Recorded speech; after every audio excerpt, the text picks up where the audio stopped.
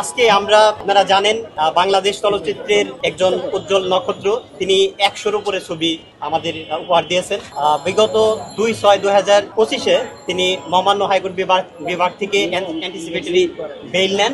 পরবর্তীতে 6 সপ্তাহের শেষে আজকে নির্ধারিত সময়ের মধ্যেই আজকে 41তম দিনে আমরা বিজ্ঞ আদালতে স্বেচ্ছায় আত্মসমর্পণ জামিন চেয়েছি। আদালত সেখানে আমাদের উভয় পক্ষের বক্তব্য শুনেছেন, প্রসিকিউশনও সেখানে উপস্থিত ছিলেন, তারা তাদের পক্ষে কথা বলেছেন। আমরা আমাদের আসামির পক্ষে আমাদের যে ডিফেন্সগুলো রয়েছে সেগুলো নিয়ে আমরা কথা বলেছি। জোরালো আলোচনা শেষে, বক্তব্য শেষে এবং সাবমিশন আমাদের নেওয়ার পরে আদালত এটা অবজার্ভ করলেন এবং যেহেতু এই মামলাটা একটি একেবারে ঢালাওভাবে মামলা, আপনারা যদি লক্ষ্য করেন মামলার আর্জিতে 1 থেকে 9 নম্বর এজাহারকারী বা আসামি যারা রয়েছেন তাদের নির্দেশ